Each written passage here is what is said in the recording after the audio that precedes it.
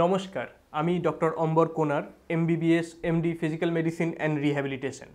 Health ইনসাইডে আপনাদের স্বাগত। আমি কনসালট্যান্ট রিহ্যাবিলিটেশন ফিজিশিয়ান, রিহ্যাবানা, কলকাতা।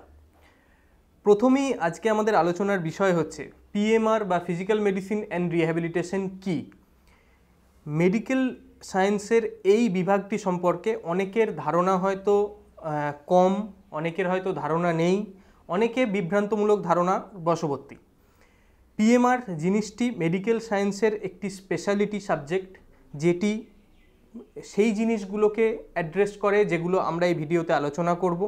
যে টপিকগুলো অনেক ক্ষেত্রেই নেগলেক্টেড হয় এবং অনেক ক্ষেত্রেই মানুষ বিভ্রান্ত হয়ে অন্য স্পেশালিটির শরণাপন্ন হয়। আধুনিক চিকিৎসা ব্যবস্থা বা মডার্ন মেডিকেল সায়েন্স সবসময় এভিডেন্সের ওপর বিশ্বাস করে। এভিডেন্সের ওপর বিশ্বাস থাকার জন্য যে সমস্ত জিনিসগুলো রোগীর জীবন উন্নত করবে, রোগীকে দ্রুত আরোগ্য লাভের দিকে নিয়ে যাবে, সেই সমস্ত জিনিসগুলিকে মডার্ন মেডিসিন বা এভিডেন্স বেসড মেডিসিন নিজের করে নিয়েছে। তার মধ্যে যেমন আছে কিছু ওষুধ, তেমন আছে কিছু লাইফস্টাইল মডিফিকেশনস, তেমন আছে কিছু আর্গোনমিক মডিফিকেশনস, তেমন আছে কিছু ওষুধ ছাড়াও অন্যান্য যে নন ফার্মাকোলজিক্যাল মেথডস, যেমন এক্সারসাইজ, বিভিন্ন রকমের থেরাপিজ, বিভিন্ন রকমের মডালিটিস এবং বিভিন্ন রোবোটিক বা অত্যাধুনিক টেকনোলজি সম্পন্ন বেশ কিছু প্রক্রিয়াকে। PMR হলো এমন একটি সাবজেক্ট যেটি একটা অদ্ভুত পারফেক্ট ব্যালেন্স তৈরি করে এই ফার্মাকোলজিক্যাল, সার্জিক্যাল এবং নন ফার্মাকোলজিক্যাল এই তিনটে ডোমেনের ওপর। ফিজিক্যাল মেডিসিন এবং রিহ্যাবিলিটেশন নামটা অনেক দেশে বিভিন্নভাবে ইউজ হয়। আমাদের এখানে যেমন PMR ইউজ হয়, কোথাও ইউজ হয় রিহ্যাবিলিটেশন মেডিসিন অ্যান্ড সার্জারি নামে, কোথাও ইউজ হয় ফিজিয়াট্রি নামে। সেই হিসেবে PMR ডক্টরদের যেমন বলা হয় রিহ্যাব ফিজিশিয়ান, তেমনই অনেক ক্ষেত্রে বলা হয় ফিজিয়াট্রিস্ট। এবং আধুনিককার দিনে যখন ইন্টারভেনশন এই সাবজেক্টটা একটা অন্য ডাইমেনশন অ্যাড করেছে, তখন অনেক ডক্টর যারা ইন্টারভেনশনস অফ PMR-এ বিশ্বাসী এবং তারা ভালোভাবে সেটা প্র্যাকটিস করেন, তাদেরকে ইন্টারভেনশনাল ফিজিয়াট্রিস্ট বলা হয়। তো ফিজিয়াট্রি, রিহ্যাবিলিটেশন মেডিসিন অথবা PMR এই সাবজেক্টের ডোমেন কী কী? খুব বড়োভাবে বলতে গেলে এটাই 5টি আলাদা আলাদা ডোমেন আছে। প্রথম হচ্ছে নিউরো রিহ্যাবিলিটেশন। যে কোনো নিউরোলজিক্যাল ইনজুরিতে যখন রোগী ভোগেন, তখন তার পরবর্তীকালে তাকে বিশেষভাবে সক্ষম করে সমাজে ফেরত দেওয়াটাকে যে প্রক্রিয়ার মাধ্যমে হয়, সেই কমপ্লিট প্রসেসের নাম নিউরো রিহ্যাবিলিটেশন। 2 নম্বর মাস্কিউলোস্কেলিটাল মেডিসিন। মাস্কিউলোস্কেলিটাল মেডিসিন হলো চোট বা আঘাত পাওয়ার ফলে হাড়ে, লিগামেন্টে এবং বিভিন্ন যে আমাদের স্কেলিটাল সিস্টেমের যে কোনো জায়গায় যেরকম চোট আসে, তার পরবর্তীকালে ট্রিটমেন্টের জন্য মাস্কিউলোস্কেলিটাল মেডিসিন, যেগুলো ফ্র্যাকচার বাদে অন্যান্য হাড়ের অসুবিধা, হাড়ের ঘনত্ব কম, এই সমস্ত ব্যাপারগুলোকে ডিল করে মাস্কিউলোস্কেলিটাল মেডিসিন, সেটি একটি ডোমেন অফ PMR। 3 নম্বর হচ্ছে আমাদের যে pain medicine, interventional pain management বা ইন্টারভেনশনাল পেন রিহ্যাবিলিটেশন। এটি আজকের দিনের হট টপিক এবং এই অনেকেই ক্রনিক পেনে ভোগেন।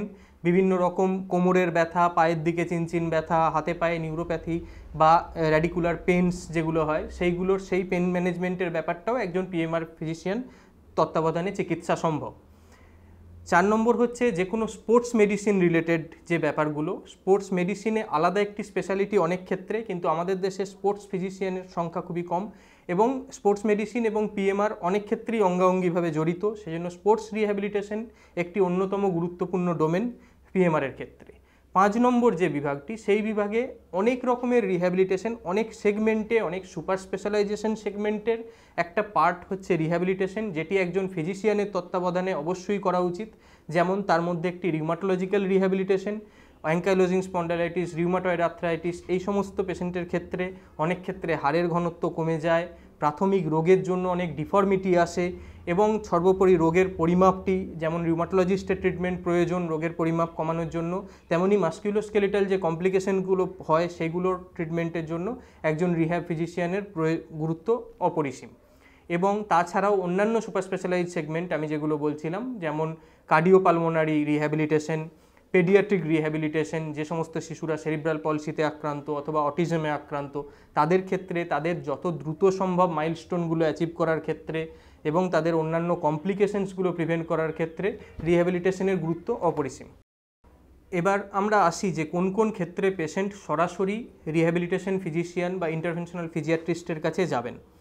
প্রথমত, যে কোনো ক্রনিক পেনে যদি রোগী ভোগেন, বহুদিনের ব্যথা, অনেক ক্ষেত্রেই উন্নতি হচ্ছে না, যে কোনো মৌখিক ওষুধের ক্ষেত্রেও উন্নতি হচ্ছে না, সেক্ষেত্রে প্রয়োজন একটা ব্যালেন্স, যাতে প্রয়োজন কিছু ওষুধের, কিছু প্রয়োজন পড়লে ইন্টারভেনশন অথবা সার্জারির, এবং কিছু প্রয়োজন ক্ষেত্রে থেরাপি বা নন ফার্মাকোলজিক্যাল ট্রিটমেন্টস যেগুলো থাকে সেইগুলোর ক্ষেত্রে।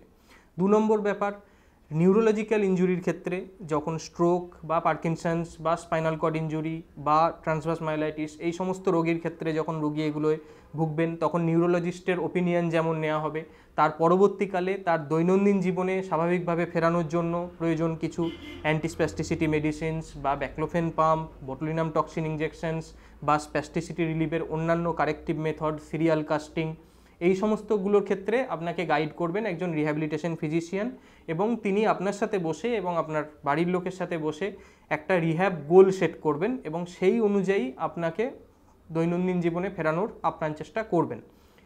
এরপরে আসছি আর যে সমস্ত মাস্কুলোস্কেলিটাল মেডিসিনের, মাসেলের চোট, লিগামেন্টে ইনজুরি, হাড় ভাঙা ছাড়া অন্যান্য হাড়ের চোট, হাড়ের ঘনত্ব কমে যাওয়া বা অস্টিওপোরোসিস, বিভিন্ন রকম স্কেলিটাল ডিফর্মিটি, স্কোলিওসিস, কাইফোসিস, এই সকল ক্ষেত্রে ডাইরেক্ট একজন ফিজিক্যাল মেডিসিন এবং রিহ্যাবিলিটেশন ফিজিশিয়ানের ওপিনিয়ন নেওয়া খুব গুরুত্বপূর্ণ। রেফারেলস যেগুলো আসে, সব ক্ষেত্রেই রেফারেলস থাকে ফিজিক্যাল মেডিসিনে কিছু স্পেশালাইজড কাজের জন্য এবং স্পেশালাইজড ওপিনিয়নের জন্য। তার মধ্যে আছে কার্ডিওপালমোনারি রিহ্যাব, যেটা আপনার পোস্ট মায়োকার্ডিয়াল ইনফ্রাকশন বা হার্ট অ্যাটাকের পরে এন্ডিওরেন্স বাড়ানোর জন্য একজন পিএমআর ডক্টরের ওপিনিয়ন দরকার। কোনো অপারেশনের ক্ষেত্রে, হাড়ের অপারেশনের ক্ষেত্রে যখন পোস্ট ইমোবিলাইজেশন স্টিফনেস বা কন্ট্রাকচার ডেভেলপ করে, তখন একজন পিএমআর ডক্টরের ওপিনিয়ন দরকার। রিউমাটোলজিক্যাল বিভিন্ন যে ডিফর্মিটিসগুলো আছে সেই ক্ষেত্রে কারেকশনের ক্ষেত্রে পিএমআর ডক্টরের প্রয়োজন। কাজেই পিএমআর কোনো একটা পার্টিকুলার ডাইমেনশন নিয়ে ট্রিট করে না। এটা আমরা যে 5টা টপিক নিয়ে ডিসকাস করলাম, এই সমস্ত জিনিসগুলো পিএমআরের আওতায় আসে এবং এর সম্পূর্ণ চিকিৎসা পিএমআরে সম্ভব।